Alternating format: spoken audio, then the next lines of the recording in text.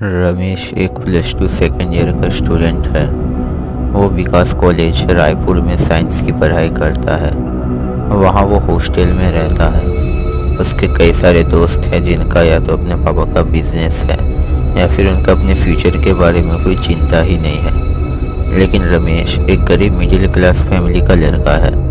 उसके पापा एक बड़े से कपड़े की दुकान के कर्मचारी हैं, इसलिए रमेश को पढ़ाई के साथ ही कुछ काम भी करना पड़ता है, जैसे पेपर बेचना, और साथ ही उसका पेंटिंग पूरे कॉलेज में फेमस है। इसलिए कई बार कई लोग उसे पेंटिंग बनाने को कहते और बदले में पैसे भी देते। एक दिन सब दोस्त मिलकर सोचते हैं कि वो लोग इस क्रिसमस के दिन कहीं घूमने जाएंगे, क्योंकि न्यू ईयर के दिन हर पिकनिक स्पॉट पर काफ़ी भीड़ रहता है। रमेश अपने पढ़ाई और काम में ध्यान देना चाहता था, और भी एक कारण था जिसके चलते वो उन दोस्तों के साथ नहीं जाना चाहता। उन सबको शराब का नशा हो गया है।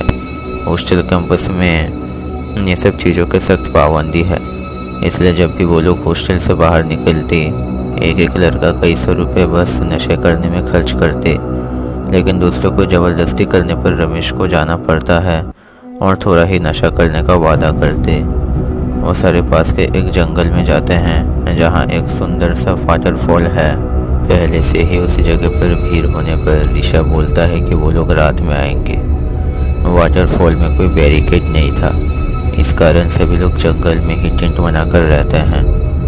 रात के टाइम सारे अपने हाथ में टॉर्च लेकर निकलते हैं, लेकिन वाटरफॉल पहुंचने से पहले उन्हें एक बड़ा डियर मिलता है। सबको चौंका कर ऋषभ अपना पिस्तौल हिरन की तरफ निशाना करता है। सारे मिलकर उसे रोकने के बाद भी वो कहता है, अब शराब तो नसीब ना होए, क्यों ना इसका मारकर कुछ दिन मज़े से इसका मांस खाएं। अब ऋषभ निशाना लगाने ही वाला था कि वो डियर एक इंसान का रूप ले लेता है। ये देख सभी पसीना पसीना हो जाते हैं। वो इंसानी हिरन कहता है, हे नालायक ऋषभ, तुझे क्या मैं ये सब करने यहाँ भेजा था?